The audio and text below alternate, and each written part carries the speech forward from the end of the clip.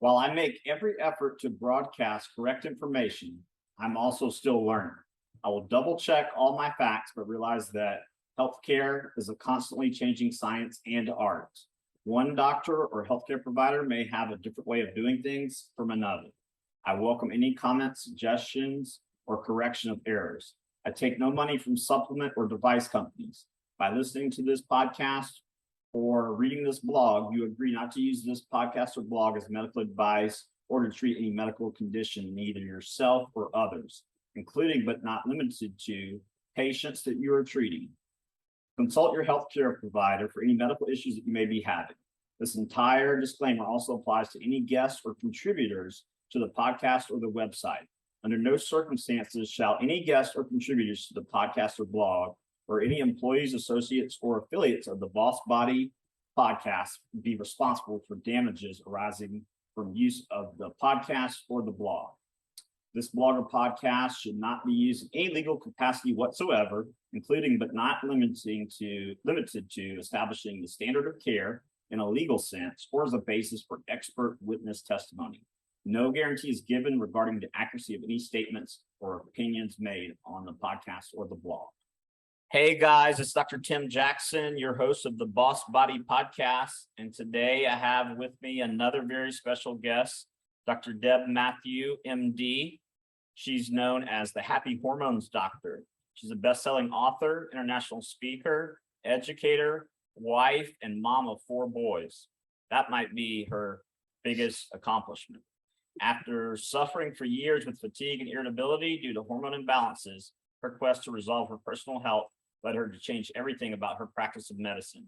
She's been featured on national podcasts, radio, and broadcast shows, including NBC, ABC, CBS, and Fox. Her books, This Is Not Normal and Why Can't I Keep Up Anymore, address hormone health in women and men. Her practice is known as Signature Wellness, and it's located in Charlotte, North Carolina, specializing in hormone health for women and men. She has a signature 4-step process titled Love the Way You Feel, and it uses a functional medicine approach to get to the root cause of hormone imbalances, including gut health, detox, and lifestyle factors, all of which impact hormone levels in the body. Welcome, Dr. Deb. Thank you. It's so great to be here. We are so fortunate to have someone such as yourself who's so well versed in so many different areas. You and I were just talking off air on the different areas of a person's physiology and biochemistry, and how if you put hormones into an unhealthy body, you won't get the results that you're seeking. Can you expand upon that? Yeah, well, hormones are really, really important. They affect how we feel, how we relate to other people, how we react to the world around us. They're really important for who we are on the inside. But when people go on hormone replacement therapy, a lot of times what they're looking for is the magic pill that's going to fix everything. And what we want is we want the benefits. We want to feel good. We don't want the risks and side effects of any kind of a treatment.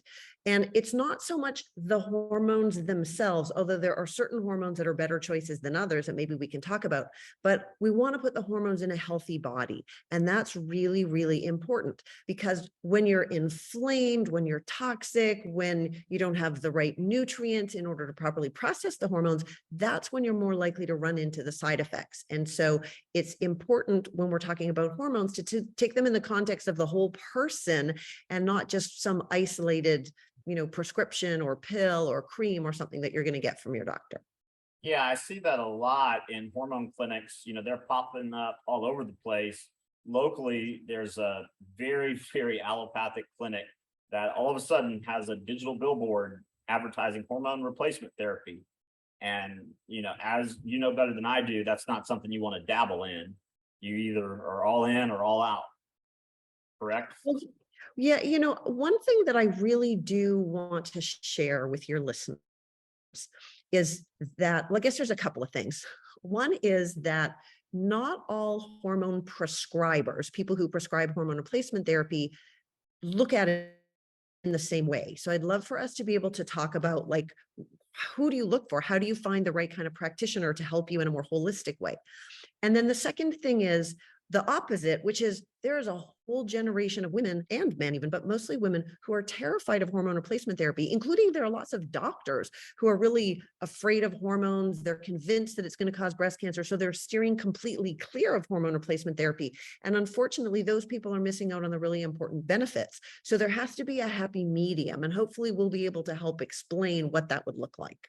Yeah, and I know you mentioned, breast cancer in women, but now a lot of guys are concerned because they did that study where they gave men with very, very low testosterone, like I think it was 250 nanograms per deciliter. They gave them just enough to get them to around 350.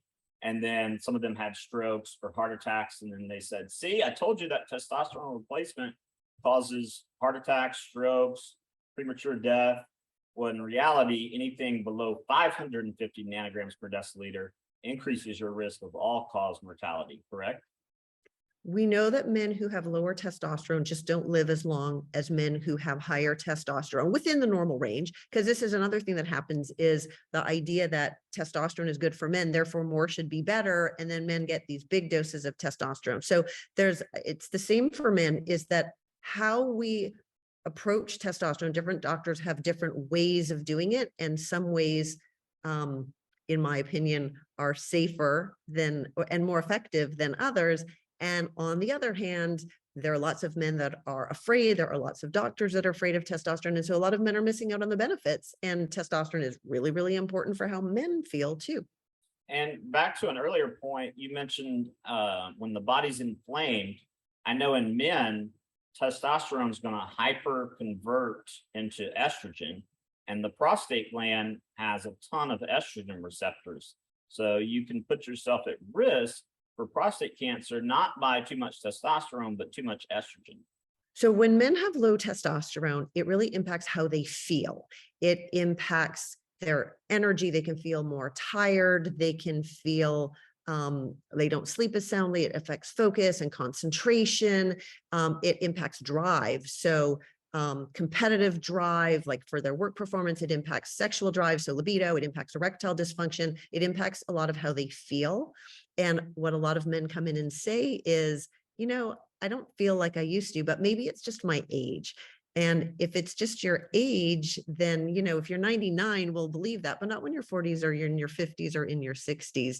There's something wrong and we need to fix it. And testosterone is really important to actually prevent heart disease in men. It's important to prevent diabetes. Men who are diabetics have a higher risk for having low testosterone. It's important for keeping your muscles and your bones strong so that you don't get osteoporosis and bone fractures and frailty. And it's important to help you to keep you lean as opposed to gaining more weight. So testosterone is actually really important for men. But about 10 years ago, a couple of studies came out back to back saying that there was more risk for heart disease in men who are on testosterone. And the problem is, so first of all, we have tons, hundreds of studies before that showing all the benefits of testosterone, both just testosterone you make and testosterone replacement therapy. And we have many more studies since then showing the benefits of testosterone. In these couple of studies, though, that got a lot of attention, 10% of the participants in one of the studies turned out to be women by accident. And they didn't know even how much testosterone people got or whether they took it. A lot of men never had their testosterone level tested in the first place. So they just weren't well done studies, but they got a lot of attention, and that has scared a lot of doctors. So if you are a man who already has heart disease, then there needs to be a proper conversation with your practitioner. But otherwise, testosterone is good for your heart, and you don't want to live your life with low testosterone if you're a man. And then the other one that people worry about is prostate cancer. And as you said, it's not low testosterone that causes prostate cancer, but high estrogen or dihydrotestosterone are things that cause prostate growth. So prostate cancer and breast cancer are caused by toxins in the environment and radiation and other things like that. But the hormone milieu, the hormone environment in your body is what either helps it grow more or less. And it's not really the testosterone so much that's the problem. So older men with low testosterone and relatively higher estrogen are the ones that are at higher risk. Absolutely. And I remember testosterone helps I think it's the first and second steps of the Krebs cycle. And the heart and brain are the two most mitochondrially dense organs. So you're going to improve cardiac output. I know Dr. Braverman, he talks about andropause, and both testosterone, human growth hormone, and taurine improve cardiac output, which for our listeners is just the number of liters of blood your heart pumps per minute should be around 5 liters per minute. And one other thing I wanted to touch on for women, testosterone is incredibly important for bone density, but I see a lot of providers afraid to manage testosterone prescriptions. Is that because of big pharma and big brother? Probably not. Probably it's because there are no FDA approved testosterone formulations for women. And so for women, we have to either use the male prescriptions, which are like 10 times too much for women. And then women have to like eyeball out 1/10 of the dose, which is not very accurate. Or we use a compounding pharmacy, which is great. And I use them all the time. They can personalize the prescription just for you. But many doctors aren't comfortable writing prescriptions from this personalized compounding pharmacy. And so they just would rather not do it at all. But as you said, testosterone is hugely important for women, and how women feel when their testosterone is low is kind of the same as men. Like we just feel blah, kind of flat, kind of unmotivated. We put one foot in front of the other and make our way through our day. And if we really have to get something accomplished today, we'll do it. But if it doesn't really have to happen today, a lot of times we just sort of procrastinate and push it off because we're not really feeling it. It gives us that zest for life. And it's important for our muscles and bones to prevent frailty, osteoporosis, bone fractures. It's important for everything to do with sexual health, caring about sex, thinking about it in the first place, becoming aroused, vaginal lubrication, having an orgasm, like all of those things go down. And it's actually quite common for women to start having low testosterone levels when they're in their 40s, even before menopause hits. And because it's not like hot flashes or menstrual changes, it's not obvious that what's happening is a hormone problem. So just like for men, it sort of gradually creeps up on us, and we know that something's changed and we don't feel right and we don't feel as good as we used to, but we're not really sure why. It's hard to put our finger on it, and testosterone can be part of the problem. And did you say what your most likely form of hormone replacement for women, especially in terms of testosterone is? Is it gel, pellets? It depends. We only work with bioidentical hormones, which means hormones that are in the natural form. So the same as how your body made. So at least in theory, your body can't tell the difference between whether the hormone came from your ovaries or whether it came from the pharmacy. As long as it's bioidentical, we use it. So we do topicals, we do vaginal creams, we do sublingual lozenges, we do pellets under your skin. We can do all different ways, and then we just personalize it. So there are lots of different factors, like how much does it cost? Is it covered by insurance? How close do you live to the pharmacy or to the office? Are you organized and can do something every day? Is it easier to not have to think about it? So there's a lot of things that go into the decision for what is the best form for you. Awesome. Very well said. And what would you say this hormone imbalance or a clinical scenario that you see quite often today that you didn't necessarily see 6 or 7 years ago? That's a good one. So in terms of symptoms, I'm trying to think here about symptoms that are new. Like I feel like we've been seeing this pattern forever. I am seeing that still there are a lot of doctors that are refusing to prescribe hormone replacement to women. Over 20-year-old data showing that over concerned about breast cancer. And I'm also seeing doctors refusing to prescribe hormone replacement therapy to women who are a little bit older because they're afraid of hormones in older women. And those things really make my heart hurt, because in the last 20 years, we've learned so much about the benefits of hormones, and it seems so unnecessary for us to withhold hormones from women who really need them. And so I guess this is not so much something new, but it is something that is very dismaying to me and very disappointing, which is that we know the benefits of hormones. We know which ways are safer. We know how to get women feeling like themselves again. And yet medical doctors are still kind of in the way of helping women in the way that they really need help. Yeah, I tell people all the time. I mean, it's counterintuitive. Like I know one endocrinologist who's thinking outside the box, more functional minded, but most of them, if you have a hormone imbalance or hormone issue, an endocrinologist is the last person you want to see. They think Well, everyone. Go ahead. I was just gonna say, endocrinologists are trained to treat diseases. So if you have like a thyroid tumor or a tumor in your adrenal glands, or these or diabetes, these are the kinds of things that endocrinologists are trained to treat. When you are just kind of going through life, and because of stress and toxins and age and poor lifestyle habits, et cetera, your hormones are not doing what they're supposed to do. It's not that your body can't make those hormones. You don't have a disease. Things are just not going well and you don't feel good. And that's just not what they're trained to treat. And Right.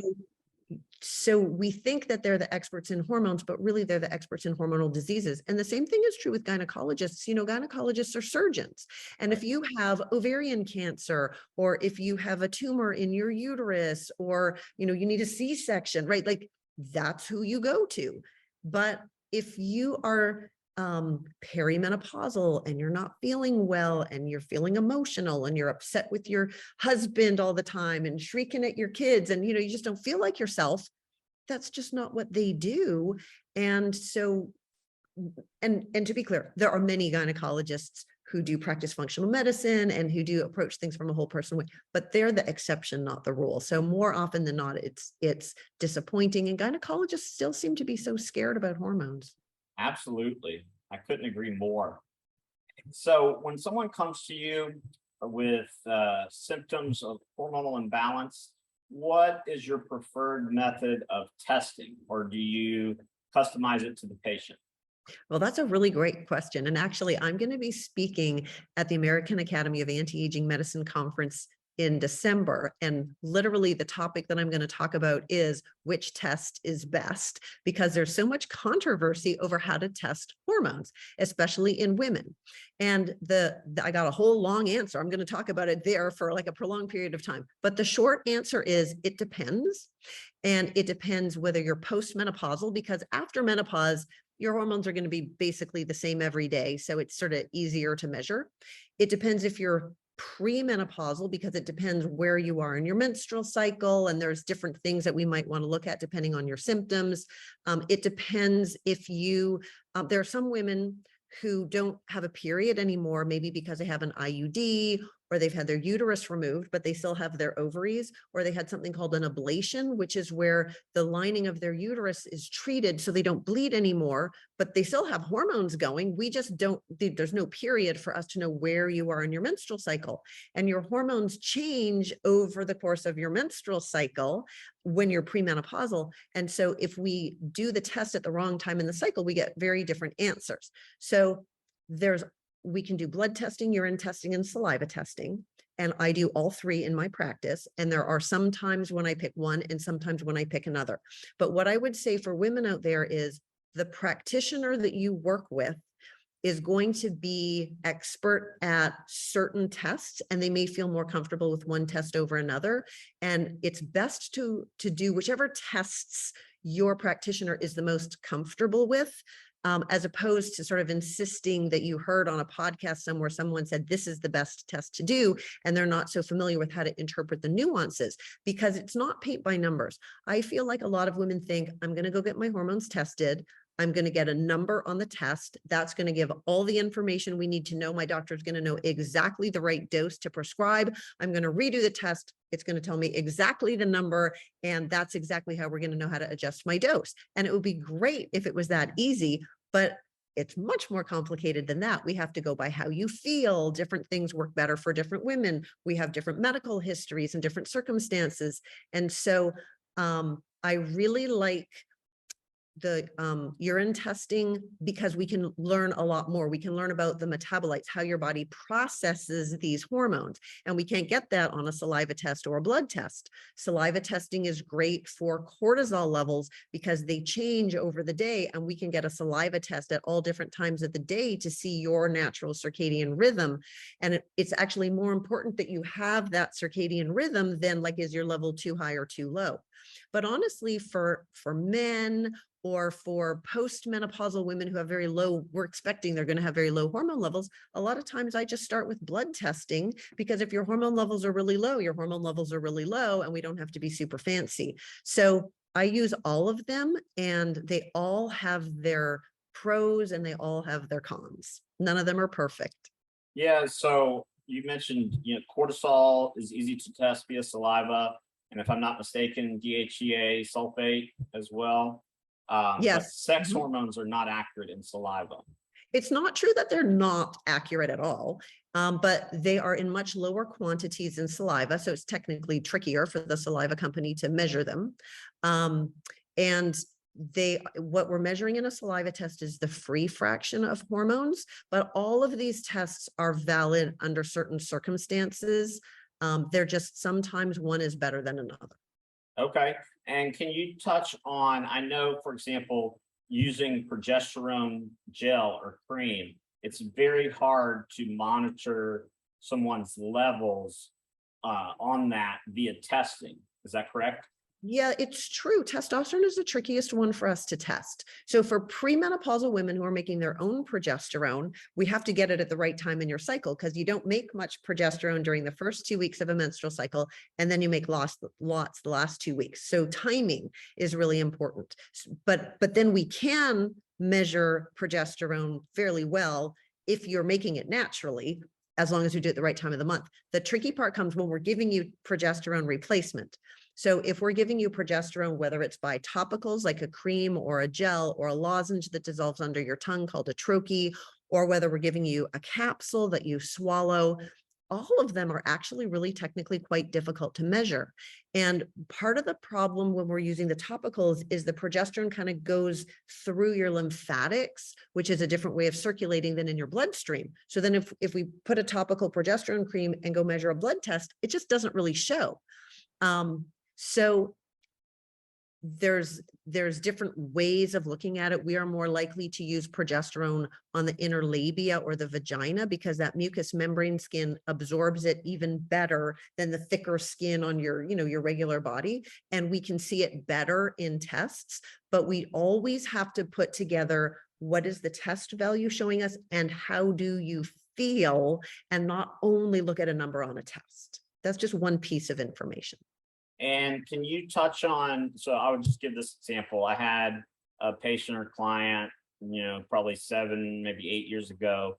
She was in her late 30s. She was on 200 milligrams of progesterone, PO, every night. And her levels were still low. And she had all these other stressors like chronic infections, gut issues, blood sugar issues, and that was causing her to take the progesterone and convert it into cortisol. Well, progesterone gets, when you swallow progesterone in a capsule, anything that you swallow it gets absorbed through, into your bloodstream from your gut and has to pass through your liver before it goes to the rest of your body. That's just how our digestion works. So when you swallow anything orally, whether it's estrogen, progesterone, we don't really give oral testosterone because it's not good for your liver, but when you swallow the progesterone orally, it impacts your liver, and your liver starts to metabolize it into something called allopregnenolone, which is a metabolite or a byproduct. We like allopregnenolone because it goes to your brain and it's very calming. So progesterone is the calming hormone. It helps you sleep soundly at night. It helps you feel relaxed so you don't feel anxious. It helps you just feel chilled out so that you're not irritable and shrieking at your kids. And a lot of Karens out in the world that are misbehaving, a lot of them are midlife women. And I kind of have this unscientific theory that a lot of them probably need a little progesterone.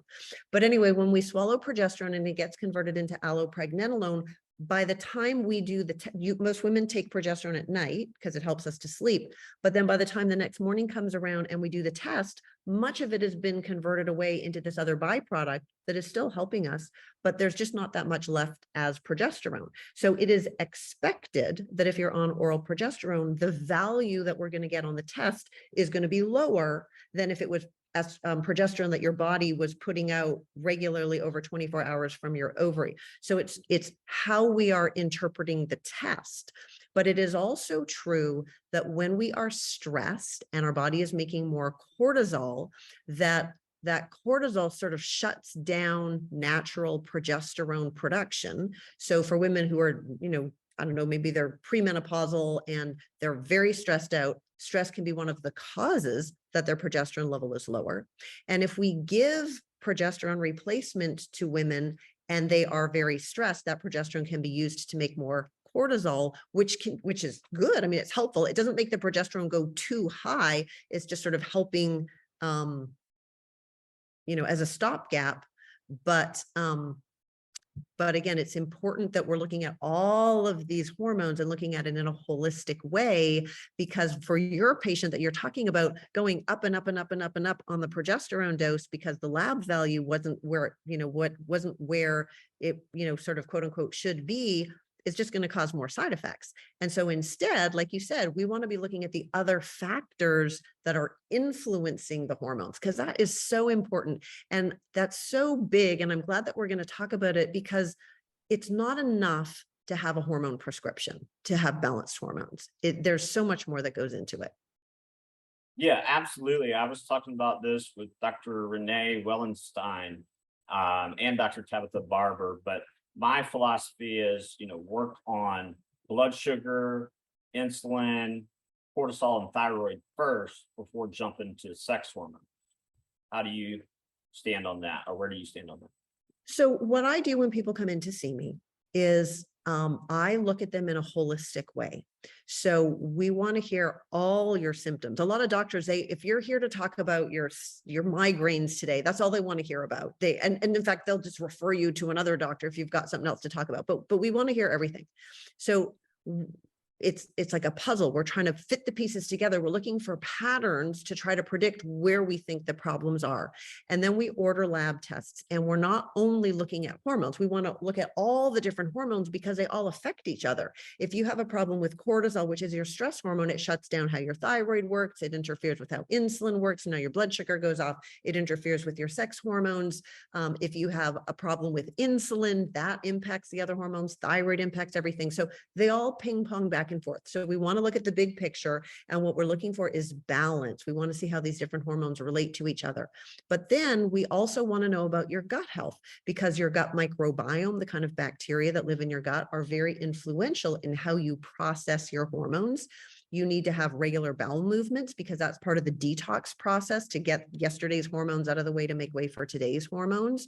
It's very important for us to know whether you have things like hidden food sensitivities or low-grade infections like too much candida, for example, growing in your gut, because that inflammation impacts how your body processes and uses the hormones. So we want to know about gut health. We also want to think about toxins in the environment, because a lot of chemicals that we are exposed to are hormone disruptors. They cause low testosterone in men. They cause estrogen dominance in women, which is an imbalance in the estrogen and progesterone levels. They interfere with thyroid function, cortisol function, insulin function. And we can look at certain detox pathways to understand how well your body is able to clear these things. We know what nutrients your liver needs. So there's lots that we can do to help with detox, clearing toxins. And then we also want to look at lifestyle factors. We want to look at your stress levels and how you manage your stress. Are you exercising? Are you eating a healthy diet? Are you getting enough sleep? A lot of these hormones are produced at night while you sleep. So if you're not sleeping, like men who have sleep apnea, that can be a cause for their low testosterone. So it's not that we just need to give you more testosterone. Let's fix your sleep apnea, and then maybe your testosterone will, restore itself. So we always look at these four pillars. We look at hormone balance, we look at gut restoration, we look at detoxification, and we look at lifestyle optimization, because all of those things are really important. And one of the things that we try to do, like you're talking about, where do we start? We have somebody come in and we figure out what labs we want to do based on their history. We send them off to get the labs done. And while we're waiting, we typically will start people on a nutritional detox program where we're helping to work on lifestyle habits, get the right nutrients in their system, help try to start clearing some of the toxins from their system, so that by the time we come back to review their labs and talk about what else they need, supplements and hormone replacement, if that's appropriate, so much of the time they're already feeling better. Their hot flashes are reduced. Their brain fog is better. Their stomach feels flatter, like their energy is better. Like they just already feel so much better. And that is so important, because then they can see how much control they have over their hormones. If I were to just start on a hormone prescription first and do these other things at the same time, then when they feel better, a lot of times they think it's the hormones they're taking and they don't appreciate how much it's all the rest. And Right. then the other thing that you were talking about, like timing of how we institute things, it's really important that we start with stress and cortisol, because if thyroid function is low and cortisol function is not good, and all of a sudden we give a whole bunch of thyroid replacement. Thyroid revs your metabolism. It gives you energy and you burn more calories, and it wakes up your brain and gives you more libido and hair, skin, and nails, like all sorts of wonderful things. But if you're revving your system and you don't have enough cortisol, your poor system has nothing in it to rev, and then you end up having side effects. So once again, it's so important to look at the big picture and not just your doctor say, oh, you're having hot flashes. Here's a prescription for an estrogen patch. See you next year. Yeah, I used to work with a nurse practitioner, and she wanted people to feel something immediately. So she Yeah. put pretty much everyone on high doses of armor thyroid, some people as much as 4 grains without checking Wow. cortisol. And some would come to me saying, hey, Dr. Tim, I'm having heart palpitations. I went to the ER. I was an AFib, So what Dr. Deb is saying is you really do have to look at all the hormones and how they interact, or you Yeah. can have pretty horrific outcomes. Yeah. And for hormones, we always should start with low doses, because everybody reacts differently, regardless of what the number is on your lab test. Some people are rapid metabolizers and they burn through hormones quickly and they need a higher dose. Some people are slower metabolizers. And this doesn't mean the same as like, do you burn calories quickly and how hard is it to maintain your weight necessarily? It can be different. And so everybody is so unique. And that's why we should always be starting with only the hormones that you need. And starting with low doses, and then we can always work our way up. But I actually do sort of agree in some ways with the philosophy of that nurse practitioner about helping people feel something in the beginning, because like I said, I really like when people will get started on our nutritional detox right from the beginning, but sometimes they don't, even if we recommend it. Sometimes people are so exhausted and they have so much brain fog and they're living in so much overwhelm, like it's too much and they can't do it. And so sometimes, we have to take baby steps and start smaller, but if we can give somebody back some of their hormones, it wakes up your brain so that you can function, and it makes it much easier to be successful. So everybody is unique. And if we're looking at the big picture, it allows us to modify things and personalize things and make sure that we're doing things in the right way for that person without being too regimented into like, this is the way that we do it. And, you need to do it our way or the highway. Absolutely. Very, very well said. So how can people go about finding a provider who can prescribe accurately versus just, everybody gets I worked with an MD, I won't say his name, but basically started everyone, whether you're a 20-year-old female or a 70-year-old female, on the same dose before the test came back. How can you find someone who prescribes accurately? So, this is honestly a really, really big problem. I recently joined a whole bunch of Facebook groups of women like talking about menopause, hormones, et cetera, just to kind of learn more about what women's issues, what they're talking about to each other, et cetera, the ones who aren't coming into my office necessarily. And it's so disheartening because so many women will say that, they learned so much from the group about how important hormones are. So they went to see their doctor and they said, I'm interested to talk about hormone replacement. And they can't even get the full sentence out before their doctor says, nope, we don't do that. You don't need it. We're not going to be doing that.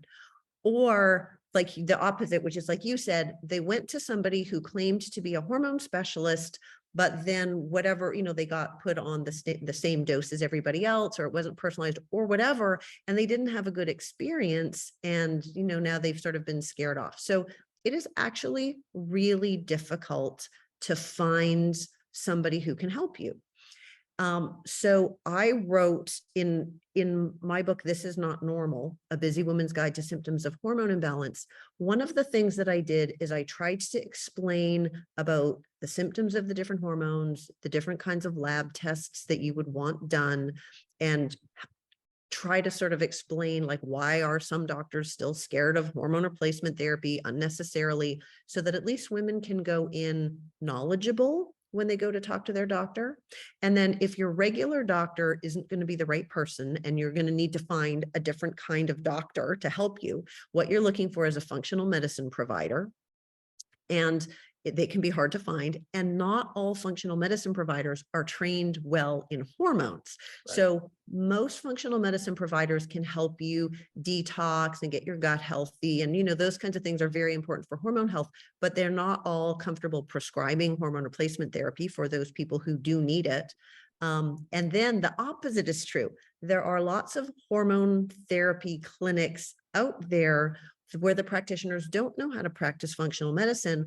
All they've been trained to do is write a prescription. So it's hard as a consumer, right? How are you supposed to know if this place says it's a hormone center? Like, how are you supposed to know? But here's some of the things to watch for like a place that's not the right place to go. The first one is if they only offer hormones one way. Like if the only option is hormone pellets, for example, that's sort of a red flag, because there are lots of different ways that we can give you bioidentical hormones. And if the practitioner only knows one way to do it, then that's not a whole functional medicine approach. Pellets are not the right choice for everybody. Another is if they aren't looking at the whole person, like if all you do is you get like a standard lab panel and you get a prescription and it's, a quick in and out, 10 or 15 minute appointment, then again, you're probably missing out on an awful lot. And that's something that you can probably, before you go in, call the office and ask, like, how do you do it? What's your process? And if they don't have like a good explanation that we treat the whole person and we personalize it to you, then probably that's not the right place. If you're looking for a provider to actually so there's lots of providers who can help you with hormone balance who aren't prescribers, like they can't write a prescription for hormone therapy. So there are some things that are available over the counter, like DHEA and progesterone, and there's a certain kind of estrogen called estriol. So there are certain things that can be done without needing like a prescribing license, like a medical doctor, a nurse practitioner, a physician assistant.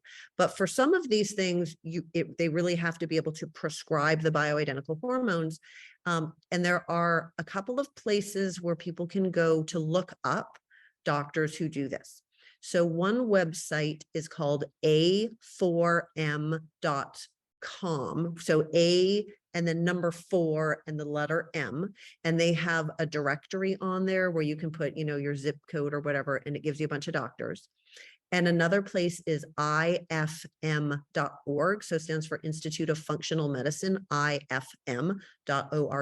And they also have a directory. Now, just because a practitioner is on their directory doesn't mean they're going to be the right one, but at least that's a place where you can go and look for somebody in your area. And then you can call their office and kind of do your homework and see if they sound like the right person.